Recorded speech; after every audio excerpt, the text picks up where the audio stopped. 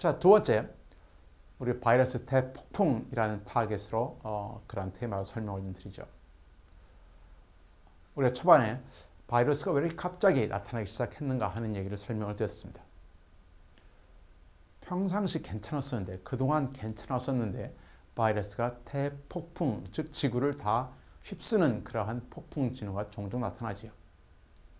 전 지구가 다 독감에 걸렸느니, 홍콩 독감에 걸려서 몇십만이 죽었느니 하는 것이 점점 더 많아지게 되는 이유인데, 우리가 최근에 한국을 강타했다고 할 수 있는 메르스도 원래는 감기만을 옮기는 순한 바이러스였습니다. 그런데 언제인가부터 독해졌습니다. 또 이 바이러스는, 이 메르스 바이러스는 낙타가 주로 숙주로 다른 동물만을 옮겼었는데, 이 다른 동물이 사람까지 옮기는 그러한 변종이 생겼다는 얘기죠. 즉 종과 종 간의 장벽도 쉽게 뛰어넘도록 변형이 됐다.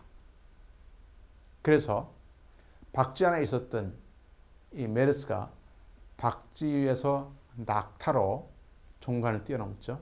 다시 낙타에서 사람의 두 단계를, 장벽을 넘어서 전파가 돼서 한국에 왔던 것입니다. 이렇게 바이러스가 인간 사회로 몰려 나오는 대폭풍의 징조는 이미 나타나기 시작했습니다. 야생동물이 이런 바이러스 전파의 주 원인인데요. 1995년 말레이시아 반도 중간에 위치한 니파라는 지역에 괴질 환자가 급증했습니다. 그 원인은 바로 니파 바이러스라는 그런 바이러스가 나타나기 시작한 건데요. 당시 그 마을 지역, 니파의 밀림 지역에 대형 양돈 농장이 들어서기 시작했습니다. 그 중에 한 농장의 나무 위에 박쥐가 모여 살던 큰 나무가 있었고, 그 박쥐 속에 살던 니파 바이러스가 박쥐의 배설물을 타고 돼지를 감염시켰고, 그 돼지를 돌보던 사람도 감염이 된 거지요. 그래서 그 지역에 괴질 환자가 급증하고 사망자가 발생한 원인입니다. 즉 이 말은 밀림에 있었던 박쥐 그 안에 있었던 니파 바이러스라는 바이러스가 밀림을까지 들어온 대형 양돈 농장의 돼지에 옮겼고, 그 돼지를 돌보던 사람이 감염됐다. 즉 야생에 있었던 박쥐 속에 있었던 바이러스가 중간에 있는 돼지를 거쳐서 사람한테 전파가 됐다. 이것이 보통 밀림에 있었던 바이러스들이 사람에게 전파되는 그런 루트입니다. 왜 이런 바이러스가 지구의 구석구석을 퍼지는가? 조금 전에 설명드린 것처럼 야생 동물의 접촉이 많아집니다. 앞서 설명드린 것처럼 예전에는 밀림에 들어가지 않았었지만 사람들이 자꾸만 밀림을 개발하기 시작했고, 돼지 같은 그러한 가축이 중간 전달자 역할을 하게 됩니다. 또 게다가 지구촌이 하루 생활권이 된 덕분이다. 하루 만에 A라는 나라에서, 중국에서 유럽으로, 유럽에서 아프리카로 다 퍼진다는 얘기죠. 천연두처럼 신체 접촉에 의해서만 감염되는 것이 아니라 호흡기, 즉 공기로 전염이 되는 바이러스라면 이것은 상당히 위험한 그러한 전쟁이라는 얘기입니다.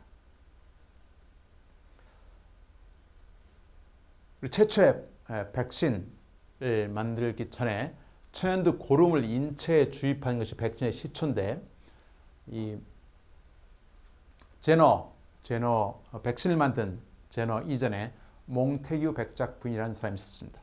그 사람은 여기 아주 사진에서 보는 것처럼 빼어난 미모와 더불어서 뛰어난 시인의 역할인데, 그 아들이 천연두에 걸리게 됩니다. 그래서 이 본인이 천연두에 걸리게 되고 자기 아들이 걸릴까를 염려한 나머지 본인은 천연두 환자의 고름을 피부에 직접 찌르는 인도의 민간요법을 당시 알고 있었고, 이 방법으로 자기 아들한테 그 본인의 천연두 고름을 찔러서 천연두로부터 지켰죠.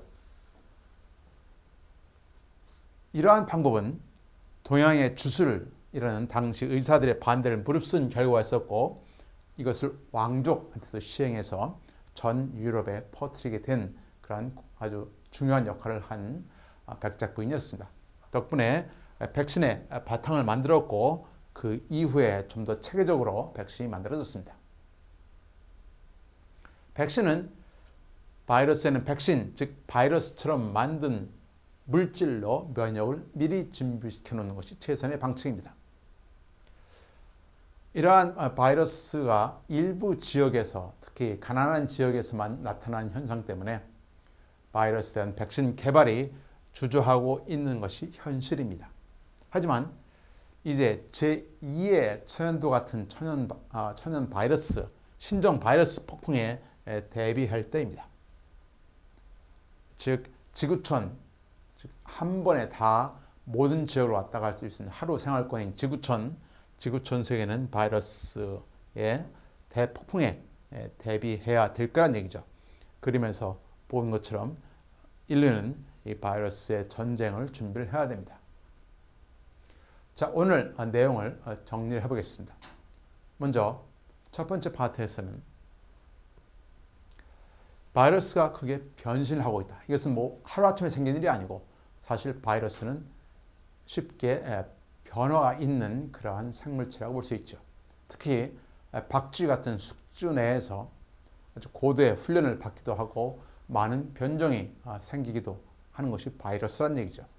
특히 지금까지 역사상 인류를 위협했던 많은 바이러스들은 RNA 바이러스라고 설명을 드렸습니다. RNA 바이러스는 그 특성상 변종이 많이 생기는 그런 구조라고 설명을 드렸고요. 따라서 이런 바이러스가 변종이 나온 것은 당연하다는 얘기죠. 그래서 이런 바이러스들이 지구를 점차 확산하는 그러한 대폭풍의 징후가 보인다 하는 얘기고, 이러한 변이 바이러스가 확산의 조건을 이미 갖췄다. 즉 밀림이 개발이 되는 환경 개발 문제, 그리고 중간에 가축이라는 것이 있었고, 이제는 지구와 하루 생활권이라는 점이 바이러스가 쉽게 변종과 함께 쉽게 인간에 접근하고 전파될 수 있는 그런 특징을 가지고 있다고 볼 수 있습니다. 지구촌은 이에 대한 준비를 해야 되겠다 하는 얘기입니다.